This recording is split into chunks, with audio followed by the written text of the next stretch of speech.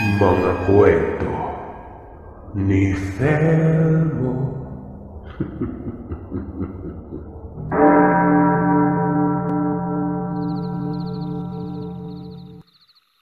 Ang ibabahagi kong kwento sa inyo ay ang aking karanasan nung una akong nagtrabaho dito sa bansang Kuwait. Doon sa bahay ng una kong amo. Bale, pangalawang balik ko na po kasi dito. Routine ko na ang gumising ng alas 5:40 ng umaga. Araw-araw yon. Sa kadahilan ng ang aking amo ay maagang umaalis dahil sa may trabaho ito. Tawagin na lamang natin siya sa pangalang Asma. Isa siyang guro sa elementarya dito. Maaga siyang umaalis kaya lagi ko siyang nilulutuan ng agahan at baon para dalhin sa eskwelahan. Pag-aalis siya at ang aking among lalaki na pulis, natawagin na lamang natin sa pangalang Mansor. Ako lang at ang alaga kong bagong panganak ang nasa bahay. Isang umaga noon habang nag-aayos ako ng lulutuing agahan ng aking mga amo, may narinig akong may nagbukas ng pinto. Bale, ang bahay namin, bungalow lang. May 3 kwarto. Isa sa mga amo ko. Ang 2 naman ay bakante kasi hindi pa naman nabubukod ang alaga ko ngayon. Kasi ilang buwan pa lamang so doon din siya natutulog sa master's bedroom.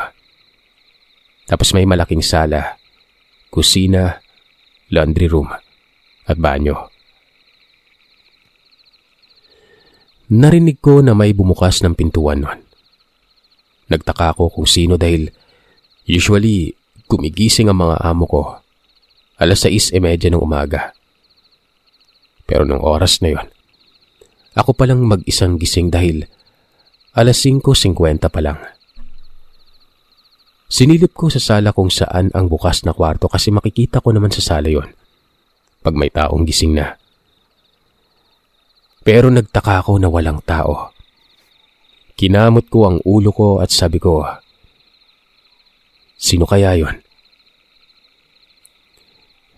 Pinagwalang bahala ko na lamang at tumalikod na sana ako pabalik ng kusina.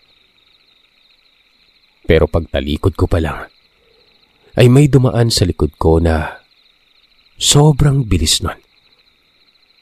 Napabilis din ako ng harap. Nakita ko na may pumasok sa storage room. Hindi ako nagkakamali nun. Yung amo kong lalaki ang nakita ko. So ako, dahil sa kuryosidad ang umiral, bakit siya maagang nagising? At ano ang gagawin niya doon? Sinundan ko siya pero nagtaka ako ng pagpasok ko sa storage room. Walang tao. Binuksan ko ang ilaw at wala talaga akong nakita na ano nun. Kahit amo ko. Hindi ko nalang inisip at nagkibit balikat na lamang sabay sarado ng ilaw ng pintuan. Nagpatuloy na ako sa pagluluto nun. Nagising ang mga amo ko. Pumunta na sila sa kanilang trabaho at kami na lamang ng alaga ko sa bahay. Habang tulog pa siya, ako naman ang naglilinis ng bahay nun. Hindi ko talaga maalis sa isip ko yung nangyari nung umagang yon. Habang naglalampaso ako sa sala, yung anino na naman na dumaan, hindi ko na lang din pinansin. Nagdadasal na lamang ako dahil kung papatulan ko, ako din naman ang tatakutin lagi ng kung sino man yon. Nagtagal ang mga ganong eksena. Sa tuwing umaga, may nagpaparamdam sa kusina o sa sala. Minsan naman sa banyo. Akala mo, may naliligo pero wala. Hanggang sa ito na. Yung araw na hindi ko makakalimutan. Huwebes ng umaga yon. Nagluluto ako sa kusina ng agahan nila nang napasilip ako sa gawing microwave. Gawa ng nararamdaman ko na Para bang may nakatitig sa akin nun. Habang nagluluto ako. Ang microwave na yon ay nakalagay sa bandang itaas ng cabinet. Ganun na ganun sa Middle East, Sir Seth. Nakasabit ang mga gamit nila. Pagkatingin ko doon, ay napasus Mariosep ako nang makita ko ang amo kong lalaki. Nakatingin sa akin. Grabe ang takot ko ng mga panahong yon. Paglingon ko, wala na ito doon. Takot na ako pero tinapos ko na ang gawain ko sa kusina. Nang magising sila, tinanong ko kaagad ang amo kong babae kung nasaan si Baba Mansor. Sabi niya, hindi umano ito umuwi noong gabing yon. Naroroon ito sa desyerto, kasama ang mga kapatid niyang lalaki. Mag-iihaw daw sila ng camel nun. Siyempre napag-isip-isip ko, sabi ko, hindi siya umuwi kagabi. Ibig sabihin, kami lamang 3 ang nasa bahay nun, kasama ng bata. Umuo ito at nagtanong kung bakit ko natanong. Sinagot ko na lamang na wala lang. Natanong ko lang. Nagtataka man pero hindi na ako pinansin ng amo ko at umalis na. Nung araw na yun ay sobrang antok pa talaga ako. Kaya naisipan ko na kunin ang alaga ko at pinatulog ko siya sa kabilang kwarto. Masarap ang tulog ng alaga ko kaya naisip kong tumabi muna at maidlip nun. Kahit ilang minuto lang, total maaga pa naman. So bali ayun, nakaidlip ako. Nanaginip umano ako na parang may sumasakal sa akin at may kumakagat. Hindi ko naman masabing malalim na ang tulog ko para mapanaginipan ang mga bagay na yon. Nararamdaman ko na medyo masakit ang binti ko na parang may kung anong bumabaon. Dumilat ako pero hirap na hirap akong maidilat ang mga mata ko. Pero alam ko sa loob ko na iba na ang nangyari. Pinilit kong magising at sa awa ng Diyos, nagising ako nun. Pagkadilat ko ay nakita ko ang aking alaga na sobrang lakas na ng pagkakaiyak na para bang sinasaktan. Naramdaman ko naman yung binti ko sa sobrang sakit kaya nang tingnan ko ito. Nagulat ako ng merong dugo at guhit ng kuko na naroroon sa binti ko. Sobrang sakit at hapdi nun. Natakot ako kaya kinuha ko kaagad ang alaga ko at binuksan lahat ng bintana sa bahay. Binuksan ko ang telebisyon sa sala. Nilagay ko sa Quran na channel. Pati sa loob ng kwarto ng boss ko, binuksan ko din yung TV habang hawak ko yung alaga ko nun. Akma ko na sanang bubuksan ng bintana sa kwarto pero nang hawiin ko ang kortina, may humulma na isang malaking tao. Napa-sign of the cross kagad ako. Halo-halong word of God at word ng Quran ang nabanggit ko. Tumakbo ako sa kabilang bintana. Binuksan ko. Walang kahangin-hangin pero ang kwarto, nagkalat lahat ng gamit sa sobrang lakas ng kung anong umihip na yon. Nalaglag ang abaya ng amo ko. Lumipad patungo sa harap ng kabinet na malapit sa kinatatayuan ko. Humulma ito na parang tao nun. Napasigaw ako at napaiyak habang tumatakbo palabas ng bahay. Yung sa isang bahay nun, sa isang parte ng bahay, nandun yung matanda na nanay ng amo kong lalaki. Sigaw ako ng sigaw. Karga ko ang alaga ko. Bigla akong bumagsak. Parang lumagatok ang kaliwa kong paa pero pilit akong bumangon para makapunta kina Mama Kaber sa bahay ng lola. Natagpuan ako ng bunsong kapatid ng amo kong lalaki na paika-ika habang karga-karga ko ang umiiyak kong alaga nun. Tinanong ako ni Khaled "O Joy, anong nangyari sa inyo ng alaga mo? Ba't ganyan yung mukha mo?" Ako naman, imbis na sagutin siya sa tanong niya ay ibinaling ko ang tingin ko sa alaga ko na todo ang iyak nun. Napaiyak na rin ako. Tiningnan ko kung may galos pa ang bata o may sugat dahil pag meron, baka maparusahan ako nun. Alam mo naman, sa bansang Arabo ay napaka-importante ng mga bata. Maganda leche-leche ng lahat. Huwag lang pabayaan ang bata dahil may kaparusahan pag may nangyaring hindi maganda sa alaga namin. Naging maayos naman siya. Umiiyak lang. Sinagot ko ang tanong niya na may nagpapakita sa bahay namin na multo. Tumawa siya at sinabing baka naman namamalikmata lamang ako. Wala umanong multo dahil naniniwala umano sila kay Allah. Umiiyak ako ulit sabay sabing samahan ako sa bahay at makikita niya kung ano ang nangyari. Bago kami pumanik ng bahay ay tinawagan muna nila ang amo kong babae at lalaki. At hindi kalaunan, dumating sila na bakas sa mukha ang pag-aalala.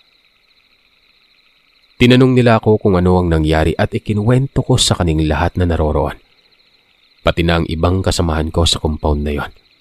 Naroroon din. Nakikinig sa kwento ko. Sabi ng isa kong kasama na katulong ni Mama Kaber, minsan umano, may nakita siyang lalaki sa hallway ng tuwan niya.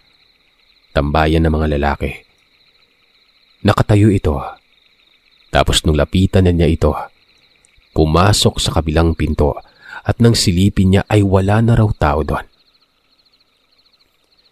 Sabi naman ng amo kong lalaki, puntahan umano ang bahay para malaman kung nagsasabi ba daw ako ng totoo. Pumanik kami sa bahay nun. Lahat pumasok. Nadatnan nila na bukas ang lahat ng TV sa sala at kwarto at tambayan ng bata. Tapos sa mga bintana, mga unan sa sofa ng sala, nakakalat na parang hindi ako nakapaglinis. Nung silipin nila ang kwarto kung saan kami nakatambay ng bata nun, nakita nilang may dugo sa carpet. Akala nila bata yun pero pinakita ko yung pants ko na may bakas ng kamay ng dugo. Tumawag sila ng pulis para i-check yun na baka daw magnanakaw pero wala namang nawawala sa gamit ng mga amo ko. Tumambad sa amo kong babae. Yung wardrobe niya pati na ang harap ng salamin. Nakakalat. Lahat ay nasa sahig. Nabasag ang ibang pabango at yung kama ay sobrang gulo. Pati yung kurtina sa kwarto natanggal sa kinasasabitan. Lumabas kami sa bahay at may pinatawag silang sheikh, ang nagbabasa ng Quran sa simbahan nila. Pinadasalan at nag-insenso sila sa bahay at parang may sinunog sila doon. Doon mismo sa kwarto ng amo ko. Hindi na ako nagtanong kung ano yon at umalis na rin kalaunan ang mga nagdasal sa bahay. Habang nasa sala kami nila Mama Kaber, nag-uusap sila tungkol sa nangyari nun. Natakot ang mga kasama ng mga kapatid ng amo kong lalaki tapos kinuwento rin ng isa pa naming kasamahan sa compound na minsan ay may naglalakad umano sa hagdan kapag gabi pero wala namang tao nun. Tapos yung pangatlo sa panganay na lalaki na si Baba Nasser. Sabi niya, simula nung lumipat sila doon ng mga 1989, alam na niya na may nagpapakita doon. Dahil dati umanong libingan ng mga patay na nakipaggera sa Kuwait, ang lugar na yon. Hindi ko lang sigurado kung totoo ang kwento niya sa amin.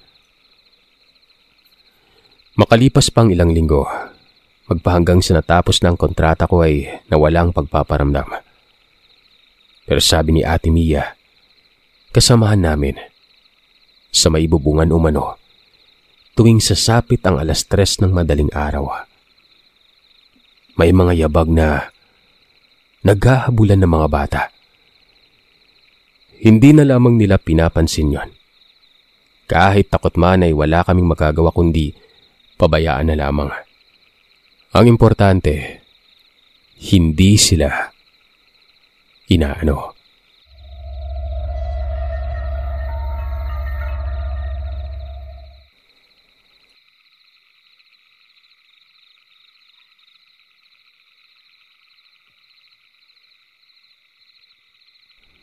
Mapagpalang araw sa inyo, Sir Seth.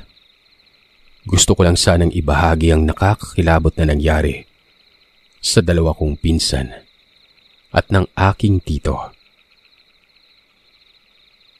Magsimula tayo sa pinsan ko na si Mera. Palayaw niya. Isa siyang tahimik na mag-aaral dito sa Negros. Hindi ko na lamang babanggitin ang pangalan ng eskwelahan. Ang nangyari noon, habang nasa banyo siya ay naglinis ito. Meron siyang narinig na mga lalaking nag-iyakan. Humihingi ng tulong sa kanya. At doon ay lumabas siya sa banyo ng eskwelahan kasi, ayun nga, may naririnig siya noon. Pero paglabas niya, isang malamig na hangin lamang ang sumalubong sa kanya noon. Walang katao-tao siyang nakita. Kaya bumalik na lamang siya ng banyo para maglinis noon. Pagkatapos niyang maglinis, bigla na lamang siyang nahilo at nawalan ng malay. Doon na nagsimula ang pagwawala niya. Hindi ko sinasabi na maniwala kayo pero ang pinsan ko, sumapi umano sa kanya, ay mga Hapon. Hindi maintindihan ang sinasabi niya na nakaibang lingwahe noon. Mabuti na lamang na ang isang pinsan ko ay marunong ng mga katagang yon kahit papano. Hindi ko na lamang sasabihin ang pangalan ng Hapon na sumapi pero nang tingnan namin sa Google yon. Isa siya sa mga leader ng sandatahan na sumakop sa bansa dati. At sa tinayuan ng paaralan, ay meron umanong 48 bangkay na nakalibing. Ayon sa kanya, meron umanong mga ginto na kasama na nakalibing sa kanila. Gumuhit pa ang pinsan ko habang sinasapian ng lalaking yon. Ginuhit niya ang paaralan sa may bandang banyo. Doon umano sila nakalibing. Naroroon din ang ginto. Pagkalipas ng ilang minuto, isang Amerikano naman ang nagsalita, Sir Seth, sa wikang Ingles. Medyo ngongo umano ito. Nahihirapan na umano sila kasi hindi sila binigyan ng magandang libing nun. Yung pinsan ko ay dinala sa manggagamot. Sa tricycle, 3 lamang silang nakaangkas pero sabi ng driver, sobrang bigat umano at hindi niya kayang magpatakbo ng mabilis. Pagtingin niya sa side mirror niya, nakita ng driver na marami umanong nakaangkas nun. At doon na rin nagdasal yung driver na ito. At sa awa ng Panginoon ay nawala na lamang yung mga kaluluwa na umaangkas sa sinasakyan niya. Ginamot naman ng pinsan ko at gumaling. Buwan ng Hunyo lamang po ito nangyari, Sir Seth. Pag bumibili siya sa tindahan namin, tinatanong ko kung nagpaparamdam pa rin ba. Hindi na umano. Pangalawang kwento, si Malin. Nag-aaral din siya dito sa private school na ito sa Negros. Ito namang pinsan ko ay sobrang pasaway. Laging nakatambay sa malaking puno ng eskwelahan. Nakita ng kaklase niya ang pinsan ko na meron umanong kausap mag-isa. Pagdating ng mga 1:00 ng hapon, pagpasok sa eskwelahan, doon na hinimatay ang pinsan ko at pilit itong nagwala. Paulit-ulit siyang nagsasabi kung nasaan ang anak niya. Sobrang lakas umano nito. Isang babae ang sumapi sa kanya. Pero pagkalipas ng ilang minuto ay naging bata naman yon. At ang sabi, "Mama, nasan ka?" Patuloy na sinasabi ng bata na naroroon umano si Papa. Papatayin umano sila nun. Dinala siya sa simbahan na wala ang sumapi sa kanya. Inuwi siya sa bahay. Magkapit-bahay lamang kasi kami nun. Pagkarating umano nila sa bahay, sinabi ng pinsan ko na naroroon umano ang mag-ina. Nasa may labas. Tinanong siya ng mama niya kung ano ang nakikita niya. Isang babaeng merong kasamang bata. Maraming dugo sa katawan. Sunog. Gusto umano itong sumapi sa kanya.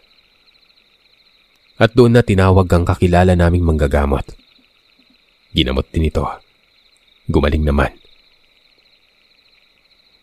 Ito namang kwento na ito ay tungkol sa tito ko na habang sinusulat ko itong kwentong ito sa laptop, nandirito kami sa lamay niya. Isa siyang magsasaka. Nagpahinga lamang umano ito saglit sa malaking puno nun at nakatulog habang yung kalabaw niya naman ay pinapakain niya. Bigla siyang nagising gawa ng yung alaga niyang kalabaw. Lagi itong tumatakbo. Gusto pa sanang mag-araro ni tito nun kaso yung alaga niya nga talagang hindi umano mapakali nun. Kinagabihan, nilagnat si tito. Napakataas kaya dinala ito sa ospital. Bukod pa dito ay pinakonsulta rin nila ito sa manggagamot. Ang sabi ng manggagamot na nagkasala umano sila sa mga engkanto. Yung alaga niyang kalabaw na pinapakain niya sa may damuhan, malapit sa malaking kahoy. Naapakan umano ng kalabaw ang anak ng isang engkanto nun. Sabi ng manggagamot ay mag-alay sila ng manok na itim ang paa. Pero hindi ito tinanggap. Bumalik ang tita ko sa manggagamot. Doon ay napag-alaman na ang anak pala mismo ng engkanto ang namatay at buhay ng asawa niya ang kapalit nun. Bigla umanong kumulog. 2:00 ng hapon. Napakalakas kasabay ng kidlat na tila ba tumama sa may kalupaan. Nagkakape ako noon. Hapon. Natapon ko pa yung kinakain kong pandesal dahil sa gulat. Nagtataka ako, hindi naman ganun kaitim ang ulap. Pero ayon sa manggagamot na yon, yung malakas na kulog, ibig sabihin ay nilibing na pala ang anak ng engkanto. Kasabay nun, Sir Seth, tumawag ang pinsan na anak ni tito. Nakasabay ng kulog na yon, ay namatay na rin si tito. Nasa tingin namin nun, ay kinuha siya bilang kapalit sa namatay na anak ng engkanto.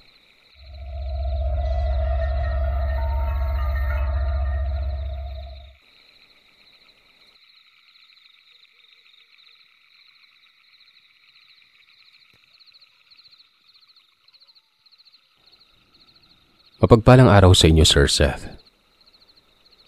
Ako si Maria Paz. Hindi ko totoong pangalan. Taong 2015, nagtatrabaho ako bilang isang technical support representative sa isang BPO company dito sa Bacolod. Hindi ko na lang babanggitin kung anong pangalan ng kumpanya. Araw ng linggo noon kaya maraming agents ang naka-duty. 3:00 ng madaling araw ang shift ko. Dahil sa malayo ang aking inuuwian ay maaga akong pumupunta sa opisina para doon matulog sa sleeping quarters. Dumating ako ng past 12 a.m. sa opisina. Gumayak papunta sa quarters nun. Dahil maraming naka-duty at halos punuan ang quarters, doon ako pumwesto sa taas na bahagi ng double deck para mahiga. Mga kalahating oras pa lamang akong nakaidlip nun. Naramdaman ko na umaalog ang kama ko. At ang masaklap, hindi ako makagalaw. Na-sleep paralysis ako. Sinubukan kong igalaw ang katawan ko pero wala akong magawa. Pinilit kong igalaw ang ulo at tumingin sa ibaba ng double deck. Grabe ang pagkasindak ko at takot na nararamdaman ko noong araw na yon. Dahil kitang-kita ko na hawak-hawak ng isang batang babae ang haligi ng double deck habang inaalog niya ito. Hindi ako makapaniwala, Sir Seth. Malaking tao ako, kaya imposible na kayang-kayang alugin ng bata ang kamang yon. Hindi ko rin makakalimutan ang itsura ng batang yon. Maputlang maputla ang mukha niya. May halong itim ang mga mata. Mahabang buhok. Ang damit niya ay isang lumang bestida na maraming lace at may mahabang manggas. Mas lalo akong natakot dahil nakatitig ito sa akin na bahagyang nakangiti nun. Nagdasal na lamang ako gamit ang aking isipan dahil sa hindi ko rin talaga mabuka ang aking bibig. Pagkatapos kong magdasal ay naigalaw ko na ang aking buong katawan. Muntik pa akong mapasigaw, pero naisip ko na tulog ang ibang empleyado sa loob kaya dali-dali na lamang akong bumaba sa double deck na yon. Wala na doon yung bata. Kumaripas na ako ng takbo palabas ng sleeping quarters. Nakita ko ng aking ka-teammate at tinanong kung bakit namumutla ako at pawis na pawis nun. Naikwento ko ang nangyari sa akin at ang sabi ng ka-teammate ko, matagal na umano yung bata sa sleeping quarters. Tinatawag nila ito sa pangalang Nene.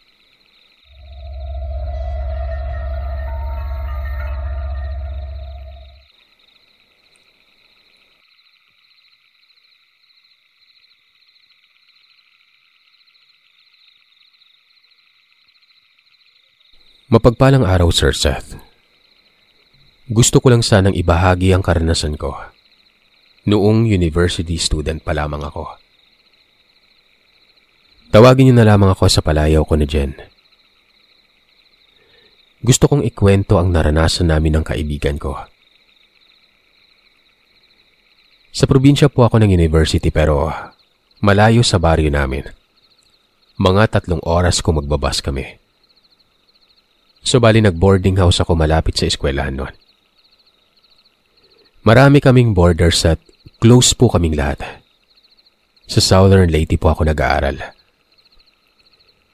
Hindi ko na masyadong maalala kung bakit kami umalis ng kaibigan ko pero ang natatandaan ko ay sumakay kami sa bago niyang motor. Babae din siya. Mga 6:00 ng gabi kami umalis noon. Padilim na. Nag-i-enjoy talaga ako kapag nakasakay ng motor kasi maganda ang simoy ng hangin sa probinsya. At ang mga lugar, nakikita ko napakagandang tingnan talaga. Machika talaga kaming dalawa ng kaibigan ko kaya ako talagang sinama niya dahil hindi siya mababagot mag-drive. Kasi ang dami naming topic sa buhay. Habang nagmamaneho siya, napadaan kami sa madilim na lugar. Pero hindi naman namin pinansin masyado yon. Abala kami sa kakatawa sa topic na pinag-uusapan namin. Habang nag-uusap kami, may nakita kaming bata sa gilid ng daan kaya hinintuan namin yon. Sabi ng kaibigan ko, "Daan ka na, Neng." Tapos nag-usap na naman kami nun. Pero napansin namin na hindi gumagalaw ang bata. Sa totoo lang nung hindi siya gumalaw doon ko na tinitigan ng maigi. Nakayuko yung bata. Mahaba ang bangs nito na yung mga buhok ng dekada 90. Puti ang damit. Bigla akong kinabahan. habang ang kaibigan ko ay pinapatawid siya. Tiningnan ko ang likuran niya. Pangpang na ang nasa likuran niya nun. Doon ko lamang ito napansin gawa ng hindi ko siya maaninag ng masyado nung una. Ang ilaw lamang talaga ng motor namin ang nagsisilbing ilaw nun. Inikot ko ang mga mata ko sa kabilang parte. Nakita kong bundok doon. Walang kabahayan. Kaya napaisip ako kung anong ginagawa ng batang nasa 5 o 6 na taong gulang sa ganung lugar. Madilim. At kung tatawid naman siya ay wala naman siyang tutuluyang bahay. Kaya naman nasambit ko kaagad ang pangalan ng kaibigan ko. Hudyat na parang may mali. Nararamdaman na rin pala niya kung ano ang nararamdaman ko nun. Kaya naman bigla niyang pinaharurot ang motor. Habang nagmamaneho, sabi niya ay huwag ko umanong lingunin yon dahil baka sumama. Makalipas ang 10 minuto, nakakita na kami ng mga kabayan. Huminto muna kami para makapagpahinga at makapag-relax. Umiyak na lamang kami sa takot nun. Hindi namin akalain na yung hinintuan namin at nagpakalapit lang sa amin ay isa palang multo. Hindi ko po talaga makakalimutan yun, Sir Seth.